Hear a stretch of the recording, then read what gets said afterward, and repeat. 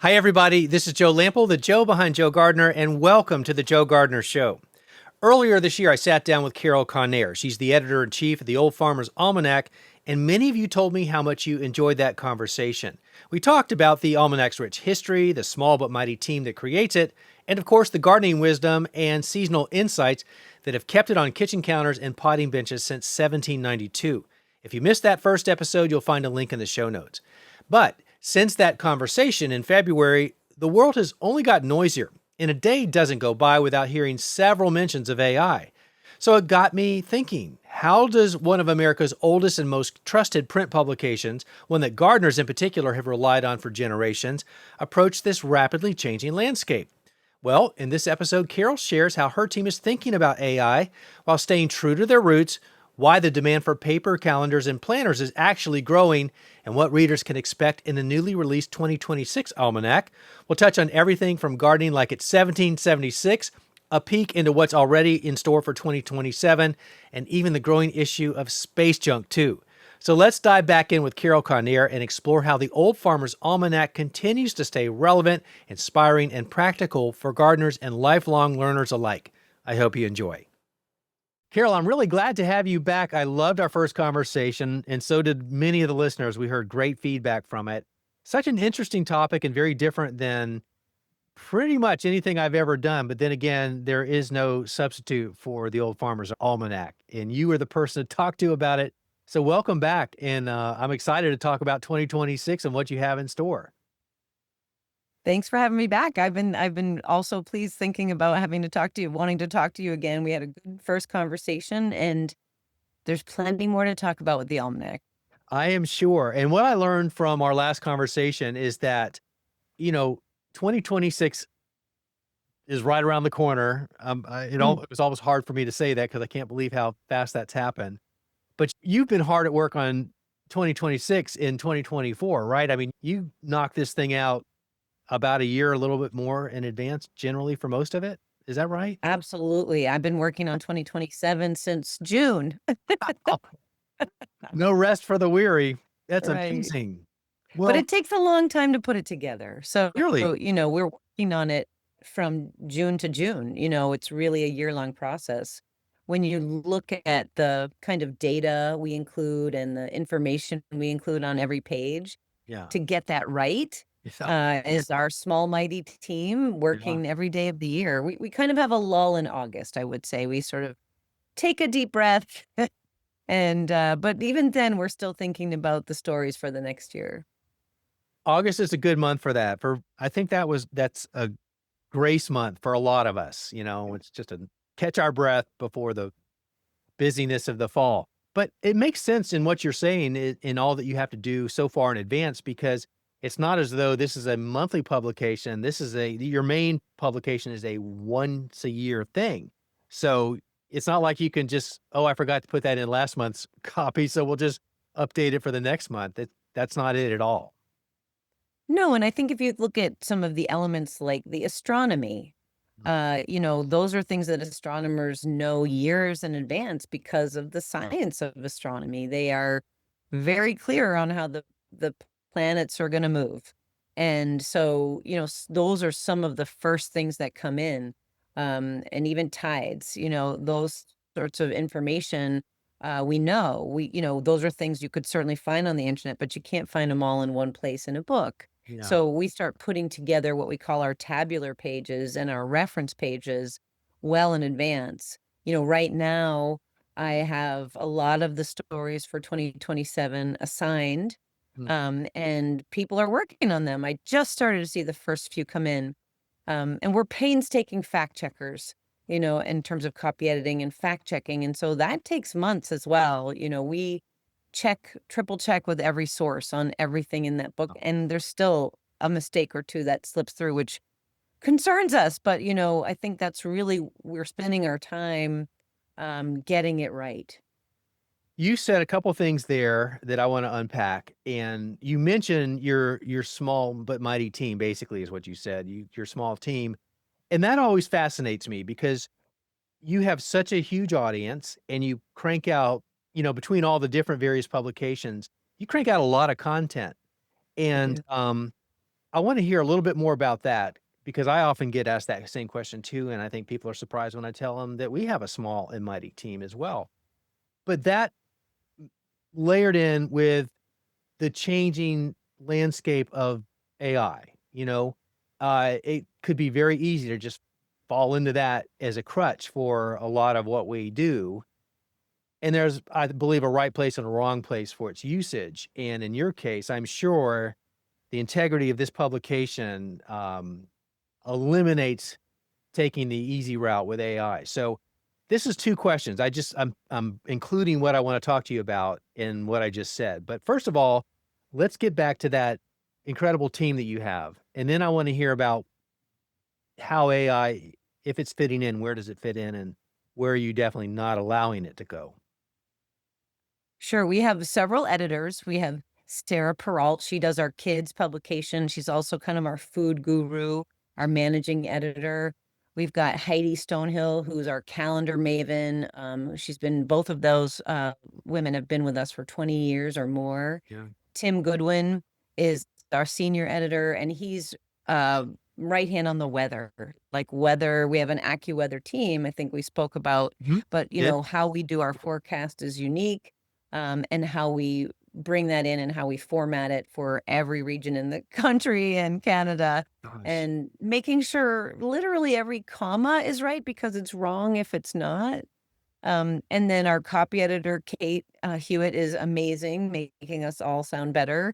And our creative director, Colleen Quinnell, is a hand in every single product. She's the brand keeper. She's an amazing graphic designer. And then Joe Bills, who is the most recent addition to our staff, he's our associate editor. He's handling so many of the questions. So we get dozens of questions a day on almanac.com, and through other venues, and we are committed to making those answered by us, by our editor. So he's doing that among many other things, but, I think that he's really started to own that part of what we do. He'll farm those out. Like, if it's a gardening question, that might come to me if he doesn't know the answer, and, Heidi's more, of our moon and astronomy person. So we sort of have our beats, but all of us touch every product. Like I'm writing the 2028 planner right now. And so, which has been around for years, which we have subscribers to. It's a wonderful, hardcover planner, which some people really still love to use, including me. Yeah. When you write things down versus put them in a digital device, they have more, we remember them more. We know the science behind it. Yeah. So, I think for us also, we're really coming out strong in terms of our thoughts on AI. Hmm. We have been around for 234 years because we do use new tools. We certainly use it like things it's good at, like synthesizing information or organizing ideas. But what we are absolutely opposed to is using it to create content, and words. There's certainly I can see where other places might use it, but we're not going to, because we're human. We think that people believe the almanac because we are authentic, and, we don't need to. Frankly, we have the resources. We put the resources in. And also, I think there's an ethical concern. We certainly get our content, almanac.com will get scraped and used for those AI answers, and we won't be credited. So there's something about that too, like the integrity of what we do, and also, people that we pay for their work, Yeah. and wanting that to stand firm on that. Yeah. But it's something we're talking about because we do a moon calendar. Well, look, those images definitely have been edited by their creators. So we can't guarantee it in that way because we are paying a vendor. Yeah. We're not creating those ourselves with AI. We are paying a photographer or a vendor for those. But I think that's sort of where we see we're really watching, it's not going away. Mhm. What will we do about that? Because increasingly, you can tell that these images have been manipulated in some way. And so that's kind of more like we can guarantee 100% on the words. We're a bunch of humans sitting in an Yeah. office things. But images are harder. And we have used illustrations, like say we need a frog on a lily pad and we just can't find that. We don't, have, and we do pay illustrators for many of our images. But if we can't get that availability, we'll do it and we'll credit it correctly. And there will be a Yeah. designer behind that, an artist behind that. But I think that's really for us the edge where we're going to need to keep an eye on it. Hmm. I think these questions just arose from my curiosity, having a chance to talk to you and your very senior position there with a very well reputed publication and history behind it. And I just wondered, I was thinking out loud, and it really wasn't something I planned on talking about, but here we are, and it came right out of the blocks pretty much. But it's very interesting to hear what you have to say as you grapple with it and, try to decide where the guardrails are going to go and, how you use it anyway, because it is a powerful tool. So thank you for sharing that. At the same time, I understand that your audience is the demographic is skewing younger, or the trend is showing a younger audience being interested in that. To me, that's very interesting because maybe it's just the style that you've stuck with, which I love. For me, it harkens back to the Reader's Digest that I'm used to growing up as a kid.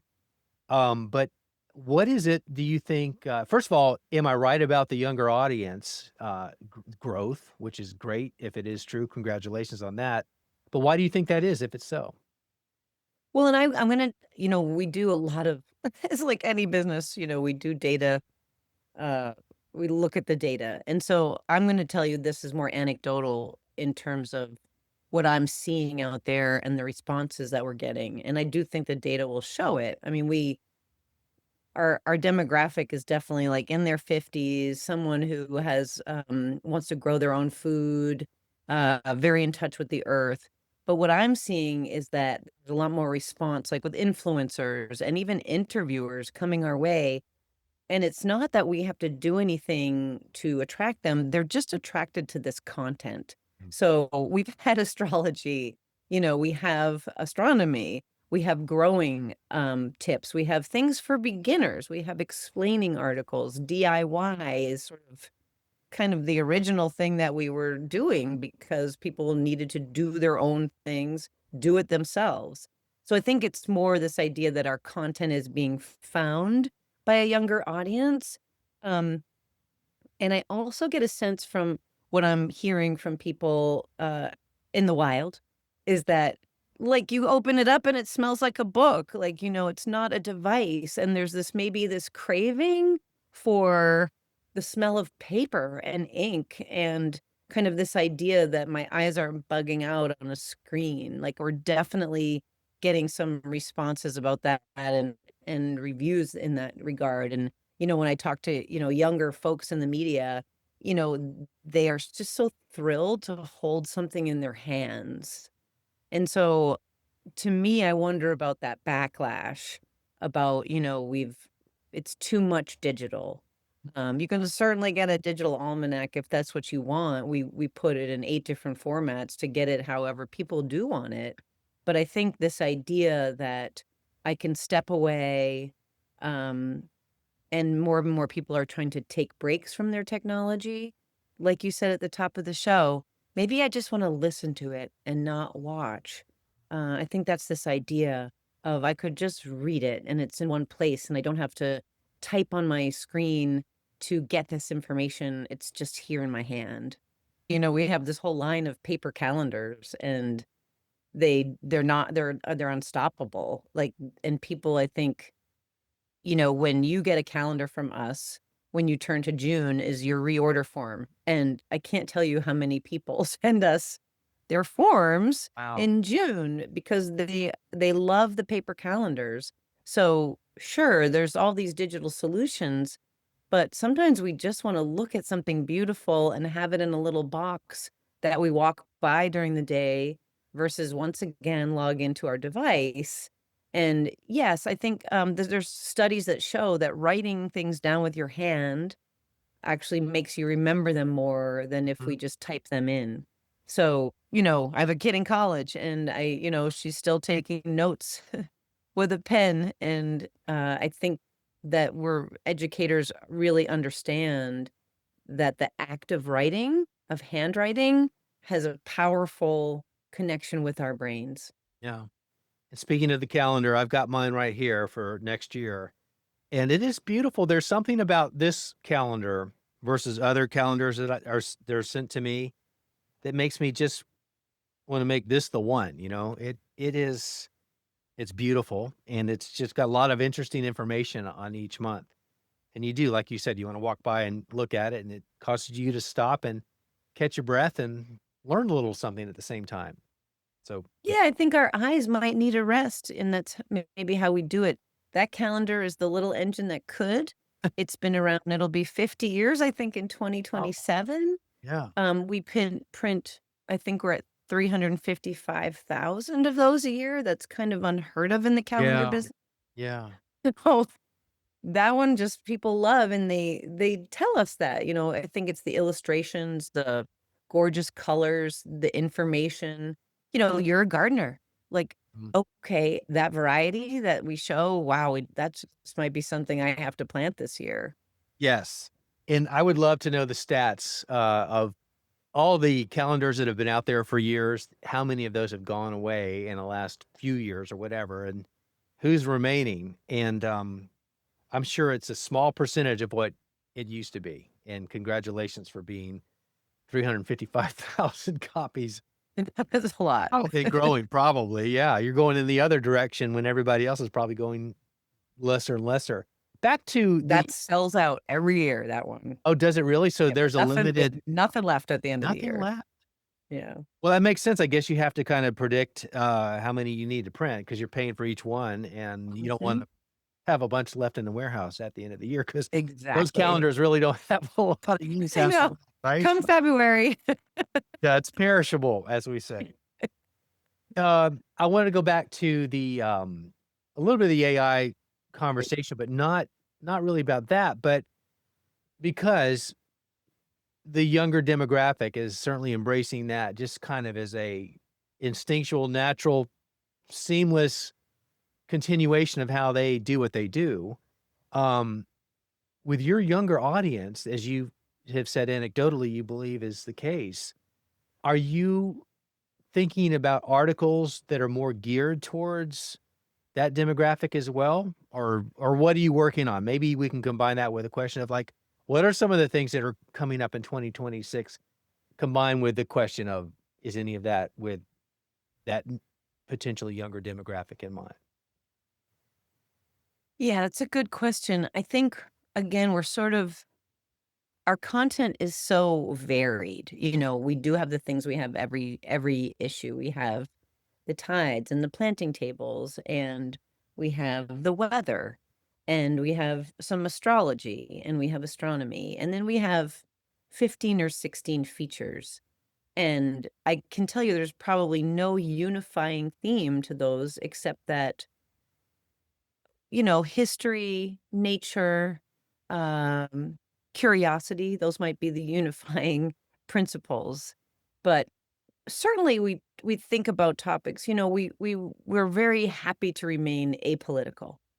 So like say if I look at this 2026 issue, we know it's the 250th anniversary of the US. So we don't really touch on much of that in the Canadian edition.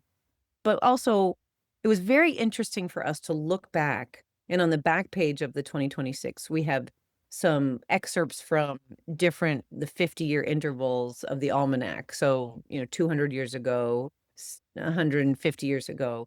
And it's interesting to look at what were the words that were meaningful at that time and maybe how much they've changed or haven't changed. What's the meaning of being a citizen? So we're not going to really go in depth, but we can take this snapshot of time, which I think anybody's interested in. If you're a kid today, you might be interested in like, well, wait, what were we thinking about? This maybe feels all confusing to me. And then we look back and we say, like, we've been here before, or something like that is this idea of history can place us.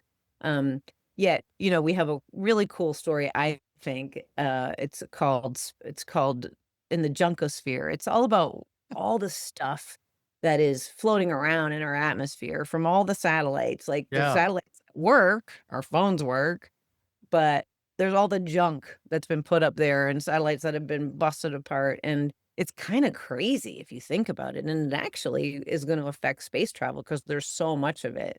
Wow. So, I would think that's very interesting to a younger audience, but also any age. Uh-huh. But, if you've been, if in your 20s, you're pretty aware that there's a lot of stuff up there, but you may not know that it's also basically a garbage heap, floating around. So, I think again, it's kind of this idea is the take on the content. We didn't go right at 250, but we decided why would you want a garden like it's 1776? Mm. So that's our story called Eat Your Skirrets. Skirrets were a parsnip carrot, kind of a vegetable that all of our forefathers grew because it was amazing vegetable for our bodies, but also was really easy to store and easy to grow. But also it's really this idea of a kitchen garden, which we know is what so many people who are our readers really still have or actually aspire to have. So again, it's like, it's not so much that the content is directed at them, but we're thinking about people who are entering that space, and maybe want to also understand, what that was and kind of how we are carrying forward that tradition. I think most people are really that are backyard growers. It's pretty cool to think like at one time we had to do it and now we want to do it. Yep. I call that your changing your got tos to your get tos. It's Yeah, changes your perspective when you think of it in a more positive tone. Um, absolutely. But there's still so much wisdom from that time, yeah. what to plant near each other, how to plant it close to the house, what kinds of things go well together. Plant what you like to eat. Mhm. And how did they manage, pest and diseases back then? Because that was before all these crazy chemicals had come about. And, they found a way to make it work. So it's always interesting to know what they were doing for meat. Exactly. Yeah. Agreed. When you were writing these stories for, as you said, you're already working on 2027 stories. How, I know we talked about this in the last interview, but I'm just still fascinated when as long as you've been doing this and as long as the almanac has been out there, I know you recycle some things and update some stories as anyone should, but, um, are those story ideas just coming from all different directions all the time? And how do you cull out the ones that you feel are just a year and a half or 2 years from now when they actually make it to print, they're gonna be relevant? That's a good question. We do it as a team. We certainly have some writers that get us and will send stuff by us, but I will say most are generated from the team. Um, what am I thinking about? Like, we know tomatoes are always a really good topic with our readers, and so we have a longtime writer Tova Martin who said, "Hey, how about we do a story on how you invent a new tomato?" And we're like, hands down, that's like kind of a perfect story, and then a newer writer that came to me for 2027. She's a local farmer, local to us, and she didn't really have an idea, but we started talking about her farm, and I could tell that she had these hacks, like, so that she uses as a commercial farmer's market farmer for her root vegetables. So we developed a story about, a farmer's roots. Like what can I use in my home garden that a farmer who's bringing that stuff to market can use? Like, what can I use? I can use these techniques, borax for the beets, and so to use a starter seed to know when I could maybe weed or flame those weeds for my carrots, because using like an indicator seed, and so things that a home gardener can easily do, but these are real tricks of a grower. So that's maybe a conversation that comes about. um you know just giving you all the secrets for 2027, but I Yeah. think the fascination with Mars and maybe a Mars mission, we love to do space stories. Yeah. So we asked our astronomer, Bob Berman, who's just an incredible resource. Hey, you want to do a story about Mars, right? And like, what would it take to put people really there? That's a fascinating story because I think we hear Mars mission, maybe Elon Musk is going to go live on Mars or whatever. Well, like, what does that really look like? So that's an interesting story. And again, I think those are just kind of age defiant. Like anybody might be interested if they're sort of hear this headline, but like what's that really mean? So those are some of the things in the works, but they come about in all different ways. I think, you know, every editor on the team is a curious person. Yeah.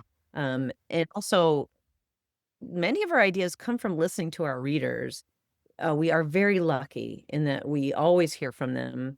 We think about what they say, what they're asking, and what are those trends that, they're asking. So those develop into story ideas as well. Are you personally, when you go about your off the clock life, is there really an off the clock life when you're maybe have a brainstorm idea of a great story and you're a write it down person? What are you doing? I'm speaking personally. I feel the same. I feel like, oh, I better write that down on a Sunday morning when get what I'm saying? Absolutely. I have little notebooks all over the Yeah, place. that's what I imagine. But I just wanted to hear from you if that was the case, and you're scrambling Oh, to and write it down. And yeah, absolutely. And I love it when people come up to me and say, "Hey, you should do a story on X, or Y." And I'm like, we never poo-poo that because like, okay, let's just, is everything gonna end up a story? No. But I think that feedback is so important. And often there's a kernel of like, wait, that's something somebody's really interested in if they take the time to suggest it. But yeah, our own natural curiosity and some of those fail too. Like there's a story in the 2026, which one day we were just talking about food and I was like, why are we not talking about leftovers? Like either people love them or hate them. That's also a good indicator of a story, so it's called unfinished business. So it's like a little bit of the science, a lot of the social aspect. What are the most popular? How do people feel about them? Again, like great conversation starter. yeah. Just- so it can come about in any way, just like a little idea of, a light bulb goes off. Well, you just mentioned on that story. I love that idea, but it seemed like you were going in a direction where you were going to name a story that just didn't turn out like you wanted it to. Is that what you were getting to on that? Because I didn't track that way. Well, one story we had in the works, that our Tim Goodwin, our senior editor, brought up, and it's really a fun story, but we ended up not running it because it was all about fraudsters, and it was kind of like famous fraudsters, like Rosie Ruiz, who kind of skipped many of the miles of the Boston Marathon, or Ponzi, and we just decided it's kind of too depressing. We don't really want to highlight liars in a way. Like, so we just felt like it was kind of the wrong year for that. And so something that somebody, and Tim really worked on it. And it's actually a fascinating read. People you didn't know about that. People that were trying to, they like sold the Eiffel Tower several times over. Scammers and really Oh. incredible. But, it didn't make it in because we just sort of felt like in a way, it's not positive enough. Hmm. So sometimes things do end up on the cutting room floor. And, that's really the process of editing, right? Is like, what do our readers want to read? What do we want to bring to them? We really want them to feel good. And at the end of the day, though it was a well-written, well-researched story, where like it still makes you feel a little creepy. So I don't know if that's what you're thinking about, but Yeah. for Well, sure that I happened. I didn't think that was coming up, but that makes sense that you want to keep it positive for sure. So that would be a guideline that you obviously are conscious of as you're being pitched or thinking about story ideas. Are there other checklist items that make or break a story? Do you go have anything like that? I get the sense that you take each one at a time and you For handle sure. it for what it is rather than does it check off all the boxes. we want to surprise people, I think, because it's in your house all year. And you might say, I'm going to go get to that. Like, there's this terrific story about Ted Williams and Joe DiMaggio in 1941, and them both chasing different records. And it's almost a tearjerker because, the country's about to be involved in the war. And it's kind of like this heartwarming story of two guys, that had humble beginnings but really were incredible athletes, and how, this is before all of this technology. Like, the whole country rallied around these heroes. And it's like a different time, and it brings back a nostalgia.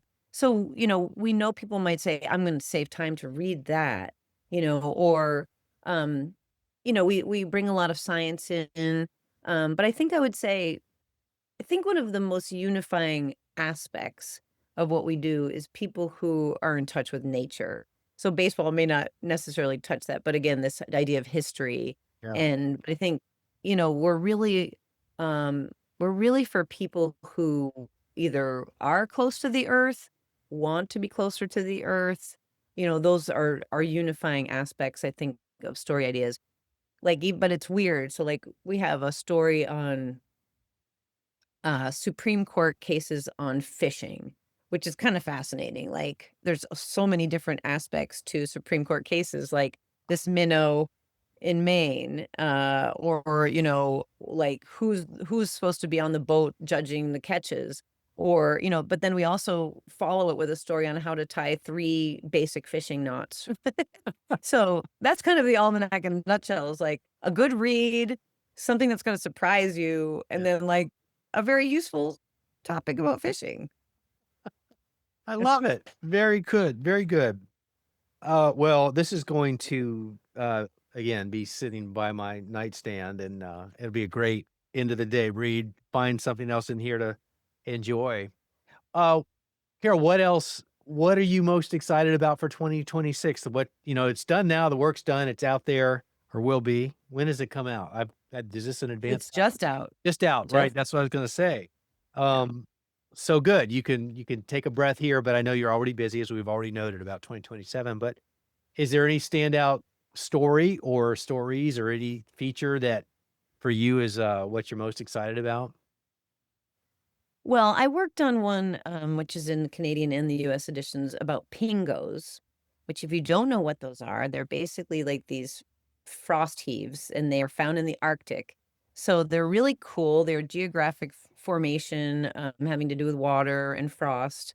And they're kind of a harbinger of climate change. Like, people watch them, scientists watch them for that.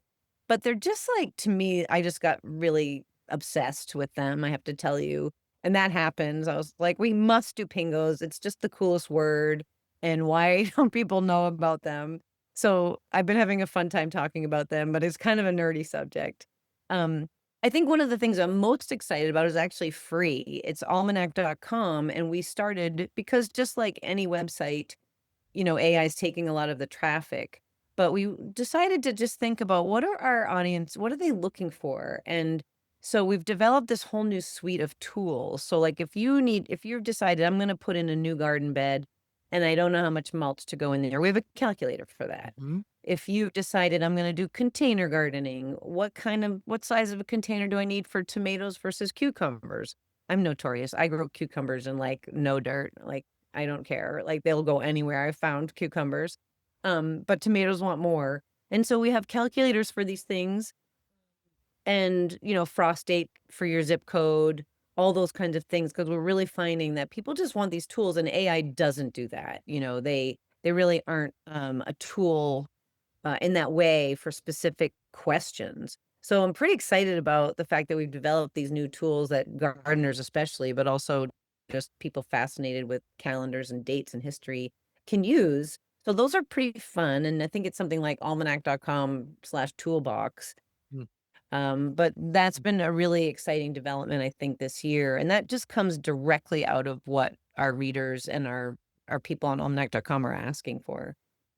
And you listen, and then look what happens. It Listen. oftentimes gets published or digitized on the website. Yeah, right. In that case. Right. Good, good, good. Well, Carol, thank you. Thank you, Joe. You're welcome. Thank you very much. So there you have it, my follow-up conversation with Carol Connare, editor-in-chief at the Old Farmer's Almanac. I found it to be a welcome reminder that whether you're looking up frost dates, planning your next season in the garden, or just curious about the world around us, the Almanac continues to be a trusted companion. If you're on Instagram, I am too. I'd love to have you connect with me there, and you can find me at Joe Gardner. Also, we have another YouTube channel. It's called GGW TV. That stands for Growing a Greener World. And that's the television series that I created and hosted for 12 years, 12 seasons. And we have all the episodes. It was a national series on PBS. It's still on air on TV, but you can watch every episode on the YouTube channel, and they are TV quality about organic gardening. Again, the channel is GGW TV on YouTube. And before we go, thanks to Amy Prentice, Brendan O'Reilly, and Christine LaFond. They are my incredible podcast production team. And thank you for joining me today. My goal for every episode, as you probably already know, is to help you take the guesswork out of gardening by teaching you the why-do behind the how-to so that you can become a better, smarter, more confident gardener. I'll be back here again next Thursday for another episode of The Joe Gardner Show, and I look forward to having you right back here to join me for that. Until then, have a great week. Take care, and I'll see you back here really soon.